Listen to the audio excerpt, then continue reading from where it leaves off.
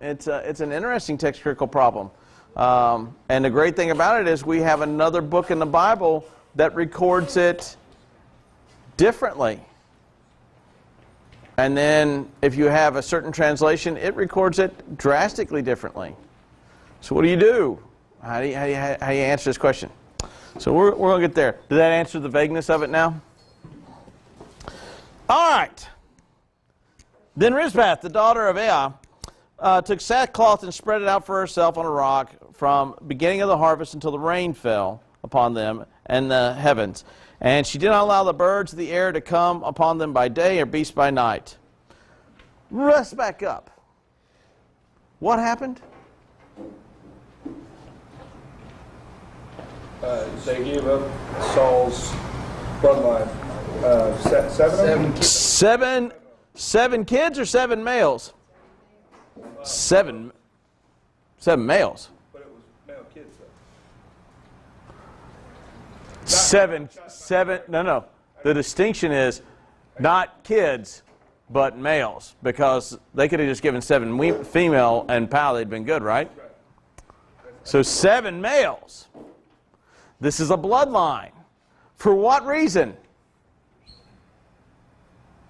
Saul killing off the Gibeonites. Saul attacking the Gibeonites, thus breaking the covenant that was signed by whom? All the way back in the book named after him. By Joshua. And at first they said what? No. And then they said we want 7 guys, right? Now, does David fight against this suggestion? Is it advantageous for David not to fight against this suggestion? Yeah, I mean, look, here, and this is something that I didn't bring up last week. I'll just bring it up now. The Gibeonites are nobody. He could have refused. But what's the big chip in the game that makes him want to follow through with this? He believes people contesting for the kingship. Well, kind of. But what was the big thing going on? It had gone on for 3 full years. It's a famine. No rain.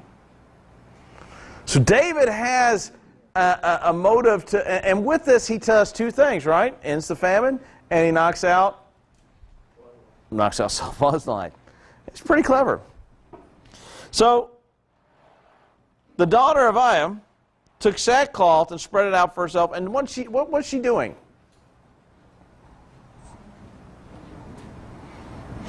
Huh? Is she just mourning? She's keeping the birds of prey away from, or the vultures away from the body, and the wild beasts from eating them at night. Now that's a pretty bold move, isn't it? I don't see anybody down at the cemetery doing that, but then again, they weren't being hung out to dry, so to speak. That's a bad pun, wasn't it? That's a really bad pun, wasn't it? Yeah, I didn't intend it to be a bad pun, but there it is. Is that my phone? Oh, okay. My phone updated recently, and my this is all for free. This is all for free. And my ringtone has changed, so my phone will be ringing, and I'll assume it's someone else's phone, and so I have missed like dozens of phone calls, and people go, "Dude, I called you." I'm like going, "Well, you sure have." I wonder why I'm not hearing my ringtone. And then today, Stephanie called me, and it wasn't a ringtone that I never asked for. So I've been missing phone calls because it changed my ringtone. That was all for free. When David was told of Rizpath's daughter Aiah, the concubine of Saul, had done, David went and took the bones of Saul and the bones of Jonathan from the men of Jabesh-Gilead, who had stolen them from the public square of Bethshan, where the Philistines had hung them, and on the day the Philistines killed Saul on Gilboa. And he brought the bones of Saul and the bones of Jonathan, and gathered the bones of those who were hanged, and he buried the bones of Saul and Jonathan in the land of Benjamin, in Zelah, in the tomb of Kish, his father. They did all that the king commanded, and after this God responded to the plea of their land. What does David do? Huh? He gets the bones. How did Saul and Jonathan's bones get to be in what is it? I got to go back and look where I was at. Well, when In Jabesh Gilead. when they were originally killed, they hung them from the wall That's right. of Goth, wasn't it? Or one of the cities. From Gilboa, and then from the wall, and then they took them to Bashan. Brave men went and took them down and brought them. That's right. Do you know which brave men it was? The men from? Jabesh Gilead. That's it. They went and they took Saul and Jonathan and they took them there, and that's where the bones have been until this time. And so what is David doing now, when he goes and gets all these men and then he buries them where? Huh? But not just importantly in the land of Benjamin, he buries them where? He puts them in the tomb of Kish, who is David's. Why do you think he does that? They're bones. I don't think there's not much you can do to bones. I think it's a respectful internment. Okay. I mean, Flesh that out a little more. well, it's talking about. I mean, David's basically the king here. Mm-hmm. Saul was a king. So, I mean, they kind of gave Saul a criminal's death, and regardless of how he was put to death, his soul deserves to be interned. His body, his remains deserve to be interned someplace respectfully. Okay, so respectful interment. God's chosen. I was just looking at the ceiling stand, and that's what I do when Stan was looking at the ceiling like, is it? I thought I saw a wet spot. Yeah.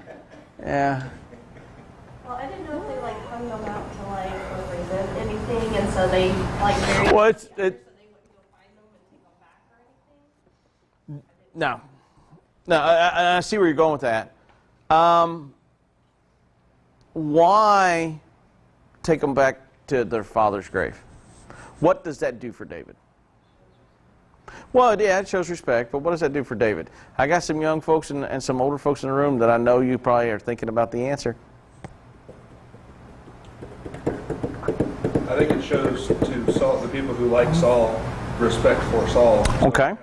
It might buy a little bit of more So, liking from okay. following Saul. So, now he's already given a couple of answers. What about anybody else? Well, he's trying to unify the country. Okay, he's trying to unify the country, and this would unify the country how, brother? Well, Brother the other Walter? 11 tribes, because they were for Saul and his Okay. family leaving, because they, remember, they all packed up and said we'd have no part of David's family. We have no hope in Israel. We have no help in David's household. Yeah, and also remember a lot of this trouble when David is fleeing. David is accosted verbally and physically by a relative of whom? Saul. For much of the same reason. So when he does this and returns the body back, it's I've taken your sons. I've let your sons be killed. I've taken the king, my predecessor, and his son, the man who I love like a brother, and I've taken all the other 7 men, and I have given them an apt and appropriate burial rather than letting them rot publicly in the open air. Question. Uh-huh. Are we to believe that literally there's nothing left but bones now, or is this just... Of Saul and Jonathan, I would say that there's probably very little left but bones. Of these, huh? Go back to the one you referred to earlier, 1 Mhm. Samuel 1, it says that when the men went there, they took down the bones and the bodies and they burned them. Yep. So there is nothing but Okay, so bones. for those two, for sure, but we had somebody protecting the other 7, Yeah. and it says it's referred to them as taking their bones too. I'm just I- wondering if this is a turn of phrase, or maybe it was a burning, or... I think it's just bodies. It's the bones of, and so I think the emphasis is more on Saul and Jonathan than is anybody else. Okay, so he does this, and think about this. If you're the guy coming in, and depending on when this story occurs, if this is early in David's reign, then if you're the guy coming in, it makes sense for you to placate Saul. If this is late in the period with David, then it will also help soothe what seems to be a boiling kettle of frustration with David about the house of Saul, right? Either way, it's an appropriate way of dealing with those who thought that they should have been king. Right? Or not? Based Okay. on the way it was supposed to be done, when Saul was killed, his heir should have taken the throne Okay. until the bloodline, because then another king would have been chosen, I guess. Right? That should have occurred, but that didn't occur. That's because God picked another king. All right, so I'm going to cut Chris off for a little bit because he's answering all your questions for you. So you can no longer quarterback with Chris. Sorry, Chris. No more quarterbacking with Chris for a few minutes. So I'm looking at a bunch of tables. There was war again with the Philistines, and David went out. Now, see, this is why a lot of people think this is late, and this event was late. But also, this also seems like there's a bunch of just then this and this and this and this and this and this and this, because we're closing in on the end of the book, and it seems like the guy's like, oh gosh, I got to put this in. Oh gosh, I got to put this in. Let me ask you a question. Why? Don't answer just yet. Well, go ahead and answer. Why does David get 5 stones when he when he goes to kill Goliath? Because there was 5 brothers. 5 Before brothers. Besides Goliath. Okay, that's an answer. Some people think it's because he'll miss. Okay. Well, now we'll see how many giants they had. There was war again with the Philistines of Israel, and David went out and down with his servants, and they fought against the Philistines, and David grew weary, to indicate that he is probably older. And that dude, Ishbai Benob, one of the descendants of the giants, whose spear weighed 300 shekels of bronze. Anyone care to guess how much a 300 shekel of bronze spearhead weighs? Bueller.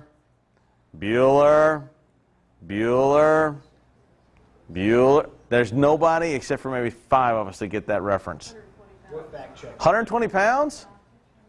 I was thinking 300 quarters worth. That's a heavy spearhead. Huh?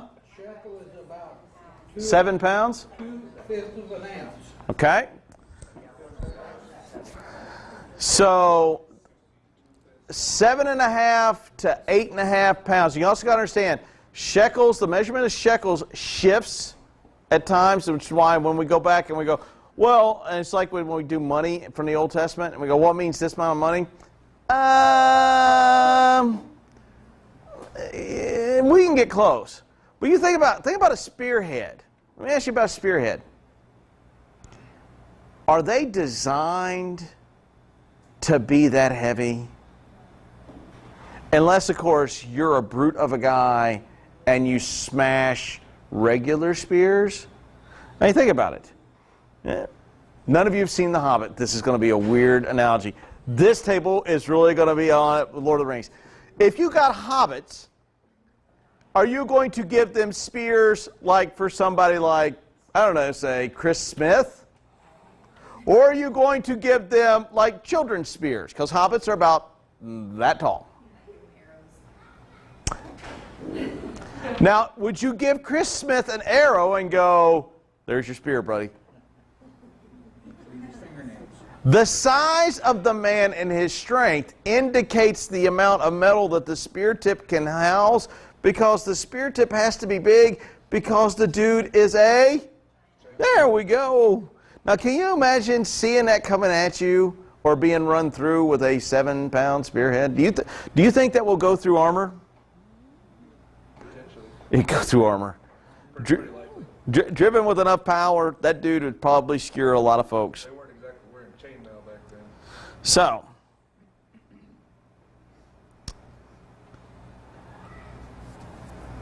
of bronze, who was armed with a new sword, thought to kill David. But Abishai, the son of Zeruiah, came to his aid and attacked the Philistine and killed him.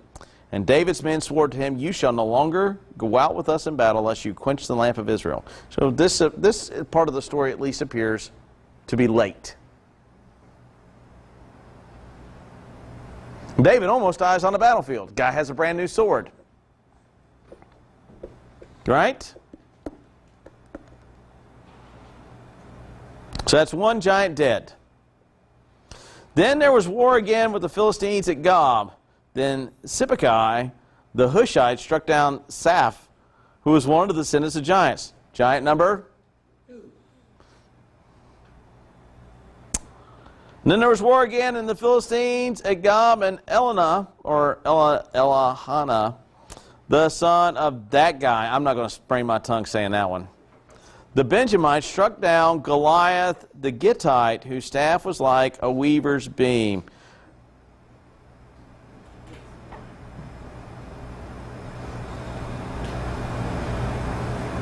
Did anybody see the problem? Does anybody see a problem? The fact that his staff was probably 8 inches in diameter. It has nothing to do with the man's staff. He was the same size as Goliath. Not the same size as Goliath. What did the text just say? This guy struck down Goliath the Gittite, whose staff was the spear like a weaver's beam. No, the brother of Goliath. No. No. They're saying that it was Goliath. Mine says slew the brother of Uh-huh. What translation are you using? Uh-huh. And we're going to talk about that here in a minute. The text in Hebrew, in 2 Samuel, says what? Huh? It says Goliath. Well, that would mean that David didn't kill him, he knocked him out. You're answering all the questions. You're not allowed to talk anymore. You're not allowed to talk anymore. You're... David supposedly cut his head off and gave it to Saul. So what did you do, grow another head? Well, now you've got a problem. You, up. This is what you're doing. This is what I want you to do. Get him duct tape. You have a textual problem here. Because we know that Goliath dies when? And by whose hand? What do? You rename a brother a different name. Okay. This is one. Well, are you going to give the answer? Because I'm straight and wrong. All right. Just like a battleship. When you lose one, you just get another one, give it the same name, and put it back out in the water. Okay. Now that is a possibility that you do. Because here's the thing: how do we use the word Goliath today? Big, big giant man. Problem is, it calls him the Gittite. Although it could be a Gittite, right? So that's a possibility. You just, hey, this is another guy named Goliath that this guy kills. Well, it may be like war. People you're fighting may not know their name exactly, so you just go, hey, that's Goliath, the giant. Well, that one's not a theory that's put forward, but that's interesting. How about 1 Chronicles 20? But wasn't he with the Gittite? Was that part of the Philistine group? I'm not sure, but certainly in Gad there were a lot of giants. But this is the Gadite, Mm-hmm. and could he be a Goliath from another group of people? Well, that is one possible understanding. Let's go over to 1 Chronicles chapter 20, because then the water gets muddier.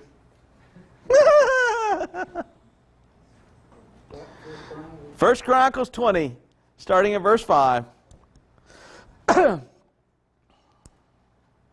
Because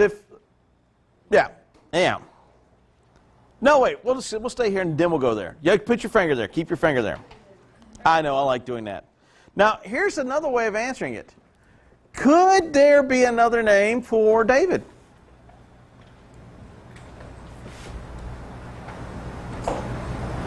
This is not uncommon in the Old Testament. This is not uncommon in the New Testament. You just discovered one this morning when Peter is changed to Peter.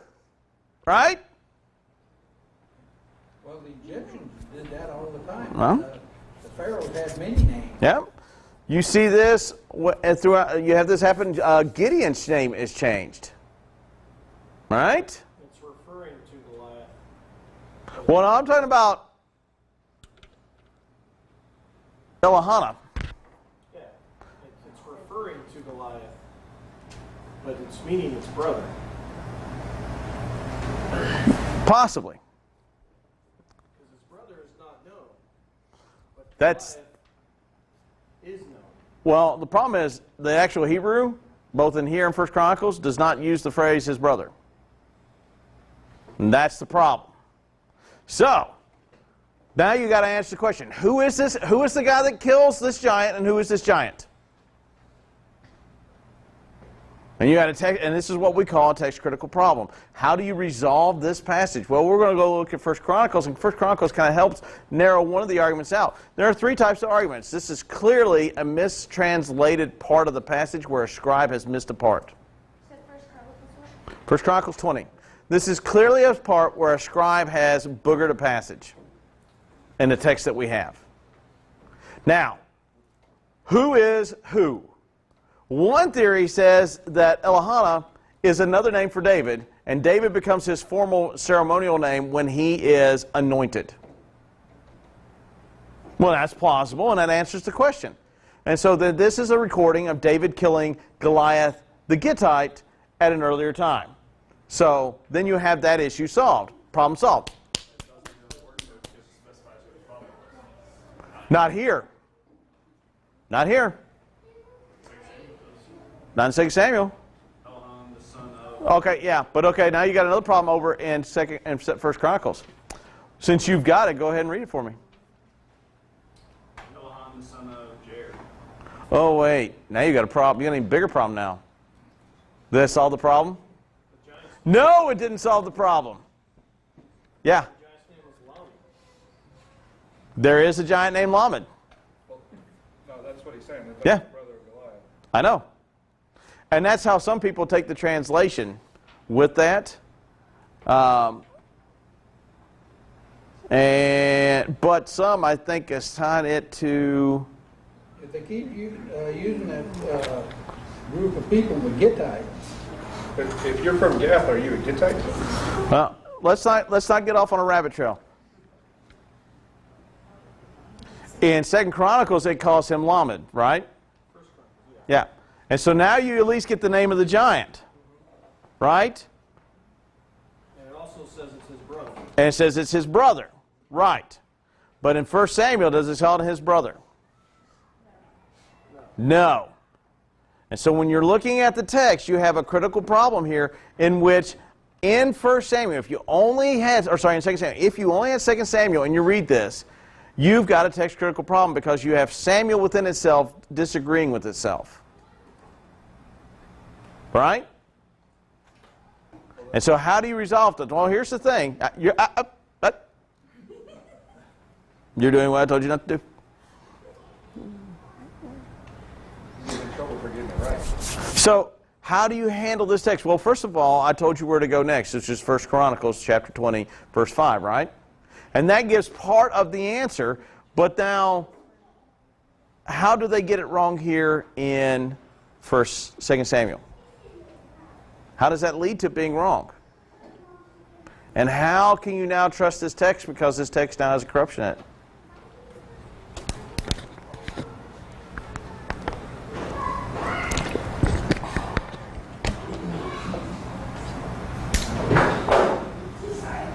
My Bible says the brother. Yeah, you have King James?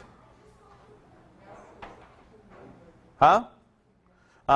What King James does, and this is a problem with the King James, is when it runs in text critical problem, you know what it does?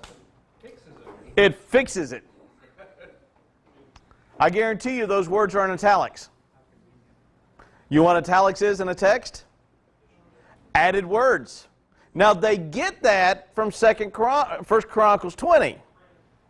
Right? Now are they changing this text? Can we trust this text? Is there more problems with this text than just anything else? And Raymond brings up the point exactly. I was trying to stave off 1 Chronicles because it kind of answers a lot of these questions, right? But it is Goliath's brother. It's not Goliath.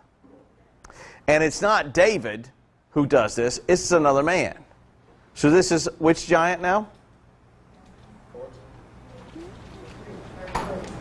Number 3. Now, let me ask you, does this cause you guys to question this text? Because this is a huge debate. If you go into the KJV only sites, man, is this a huge, huge question. Well, who kills Goliath? Because also notice that it mentions the guy by name but calls him by two separate fathers. Last I checked, you can only have one daddy. Unless, of course, they're singing the song to this guy, D-A-D-D-Y, you don't even know that guy, your daddy? Yeah, your daddy? Really? Seriously, I used to sing that in basketball to the guy out on the court shooting free throws. That's how we rolled. You've still got a problem with the guy having the wrong dad. So you have two texts that are still having this issue. So where in the Greek it's correct? But in the Hebrew.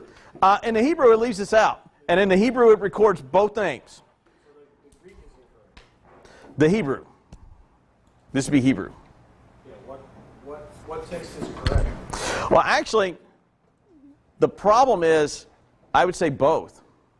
And in this case, Second Chronicle or First Chronicles is more accurate than Second Samuel.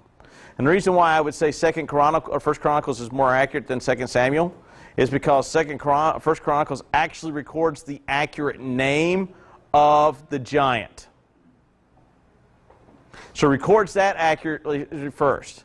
And it records at least the man who kills him, and then you can debate whether or not that name between the dad is a scribal error between both texts. But it's clear that 1 Samuel or 2 Samuel here has a scribal error.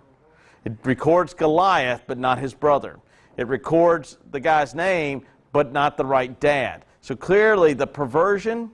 If I were to argue from this in an academic paper, I would argue that the correct text is 1 Chronicles 25, and that there is a perversion of the text in 2 Chronicles 21 in this passage. And I make the argument based upon it records the man's name accurately. Unless, of course, you want to get into the fact that Chronicles is an error, but then you've got a whole other problem. Because you cannot kill the same man twice. Right? And so you were pushing ahead a little bit further, and I was like, no! And so, but no, Raymond actually nailed the problem. The problem is in 2 Samuel. But in the KJV only sites, man, they go to town on this. Well, the dad's names are wrong. Okay. I would say that all of 2 Samuel here on this section, on this verse, is a scribal error. How did the Septuagint answer? I don't know. The Septuagint does. I didn't go and look at the Septuagint text to see how it would do it. And being that there is no footnote in my text, it's usually pretty good about footnoting Septuagintal divergence. The Septuagint doesn't have it.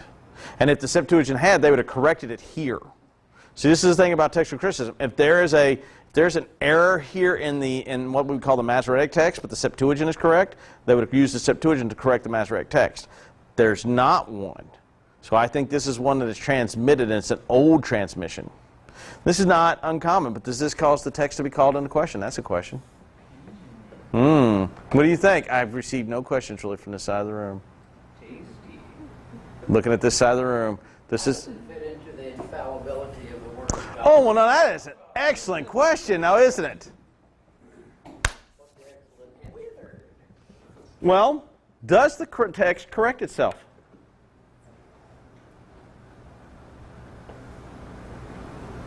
Do we have an accurate understanding of this text? That depends on your how you come at the Bible. Well, I would say that you do because it's recorded in 1 Chronicles. So we have an accurate understanding of the text to where we can see that this is a scribal error. Okay? Well, if you came at the Bible with the previous conception that they are canceling each other out. Now you've got a problem. And if you've got a problem here, is the text accurate? That's what I'm saying. It depends on the direction you come at the Bible in. And then it leads to the... Oh, go ahead, Brother Walter, and we'll go to my concluding statement. My footnote here says, contrast 1 Chronicles 20-5, which it may preserve the original reading. That's right. And that's the same argument that I'm going to have, is that 1 Chronicles 25 has the accurate rendering, and 2 Samuel 21:19 is an aberrant reading. And I'm okay with that. And it doesn't affect inerrancy. You know why it doesn't affect inerrancy? Because I have 1 Chronicles 25, which corrects this text. So you have to take the whole thing as one. Bingo! Bingo. Well, chapters and verses are added 16th, 15th century? Something like that. So that's a relatively new invention when it comes to text. A matter of fact, one day I'll pull up pictures of Isaiah scroll. The Southwestern has a facsimile of the Isaiah scroll. It's beautiful. It is one giant sentence. It starts on this side and it just goes, and there is no punctuation, there is no vowel pointing, and it goes basically the length of that wall. Just one large run-on word, because they don't break and they don't space. Yeah, reading original Hebrew is not for the faint of heart, and it is very difficult. Reading Masoretic Hebrew is fairly easier because they break it up and they add the vowels. It makes it easier to pronounce. You think my pronunciation is bad? Take out the vowels.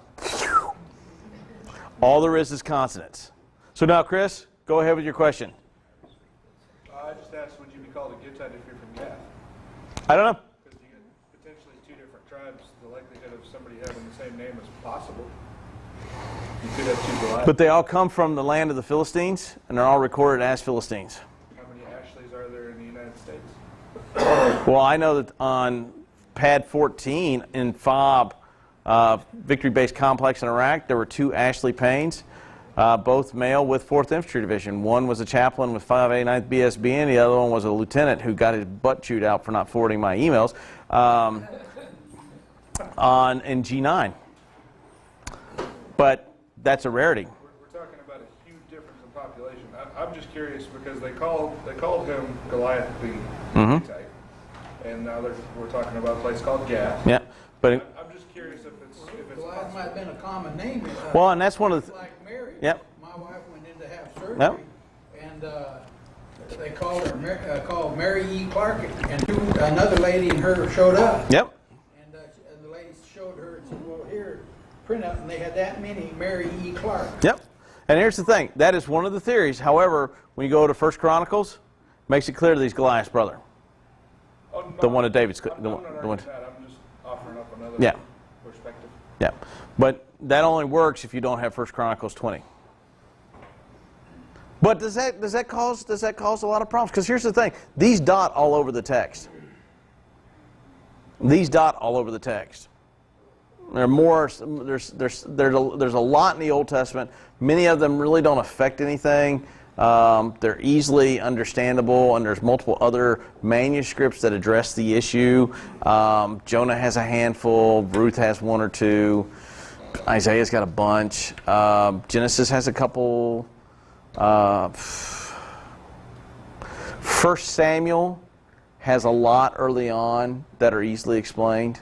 But this one here is one where the text really doesn't even get the names right. Nobody's name right. So does that cause you to doubt the text? Can the text be trustworthy? Because if I was a savvy liberal, this is where I'd go for a problem. Because as Raymond brings up, I would hold that both text renderings are absolutely wrong, and now you've got a problem. Because prove that 1 Chronicles 25 is accurate. Can you do it? So now you got a problem. You believe in a book that has this problem. I'm glad you asked that question. Which then leads to, can you trust the Bible? No, it doesn't have anything to do with doctrine. Well, okay. It does have something, but it calls into question the veracity of the book that you will base your doctrine on. I mean, Well, doctrine can be proved by multiple verses in the Bible. that's true. That's true. You're absolutely correct. That's just like a friend of mine. It was a veteran of World War II in Europe, and his son was going to West Point. He was taking World War II history, and he was looking at the book, his textbook. Said, that isn't how it was. And he said, how do you know, Grandpa? He said, I was there. No. So, you got something? Oh, I was just discussing, I was going to bring something up, but I feel like we're far too in the lesson to bring up this subject now. It would be a rabbit trail. Okay. I was just, in verse 14, it says, God was moved by prayer for the land. And I was going to ask about if that's an anthropomorphism. Yes. There you go. So, One of his more short answers. That's anthropomorphic language. See, I think it's kind of what you were saying earlier. Is he's getting towards the end of his paper, and and I got to tell you about this. And I got to say. And that would fit with the flavor of the stories. But the reason why I'm ending here, and we are going to end 2 Samuel here. We're going to wait when we go to pick up Chronicles. We're going to pick up 24 of 2 Samuel. Because I signed us up for a class out of Dallas Seminary whose title of the class is, Can You Trust the Bible? And it's a panel discussion. We're going to show they're going to show their discussion here, and we've got questions to answer. And they're going to go through things like Revelation, special and general. They're going to talk about certain verses that talk about the revelation of God and His nature and these things. And so we're going to start that next week. I figured it'd be a great point to start. That's why I showed it to you guys. Haha, you didn't know that I was going to do that, did you? You were following me on Facebook. I already tipped my hand, but you weren't following me good enough. So we're going to start that class. And that's going to run, I think, for about 8 weeks. And then we're going to go into, I think, the 1689 Catechism for a while. And we're going to look through that. And here's the thing about that. There are sections where we will all not agree. And there are sections where I don't agree with it. But it is a great way to start discussion on a Sunday night. And it's a great way to teach people the Bible. And I think that it can be of substantive use for us. And it also gives us a break from doing just a regular book study like we're doing on Sunday nights and Sunday mornings to do more of a topical theological approach to things. And so we'll have some good discussions on that. Okay? So next week we're going to start. I've got a quiz for you all to take before the first class. I love quizzes. You will all take it. I will need you all to take it because it'll be important for how you understand the difference between general and specific revelation. Don't go look those up. Don't go do it. You'll be in trouble. Huh? I will not be a Scantron test. I'll just be grading them up here chuckling at my own. Just kidding. Cool. Yes. Yes, there will be. And if we need to, I can shoot you my email that it is in, and you can go and click on it and go through it. I've already contacted the professor in charge of no, he's not in charge of it, but he's one of the professors on the panel. I took him for both undergraduate and graduate theology on one class. Great, sharp guy. I love him to death. And it's got some really good. It's a really good panel discussion. But if you're coming to be entertained, to watch a movie, you're not. You must come to listen for content. It's one of those kind of classes, and it will be at a graduate level type class. So they may throw some concepts out there that you go, I don't understand that. Well, if you have one of these. We have Wi-Fi. You can go, what does it mean, plenary inspirational theory? And it'll pull right up in a very quick answer, okay? So I need to have the Wi-Fi fixed by now. You need to have the Wi-Fi on. Yes, absolutely. Questions before we can close out, any at all? When is that starting? Huh? When is that starting? Yeah, next week. Yes. I was just listening to a program before I got here, and a lady being interviewed, her name's Dr. Ray wrote a book saying Hidden in Plain Sight, and it's about nuances of the Bible that are being able to be verified by other sources like Josephus and other things. Uh-huh. Okay. Okay. Any other questions? And this is kind of an interesting phenomenon, but unfortunately we had 1 Chronicles 20 to fill that gap in, right? Raymond was going ahead of me there. I was having a thing. He's doing a good. I should never have told you it was in 1 Chronicles. I tipped my hand early. Actually, I Googled it. You Googled it? It took me as long. Yeah. Yeah. That's one of the big hot button ones for folks. There's a few others, but no, I won't go into it. Any other questions that we cannot answer?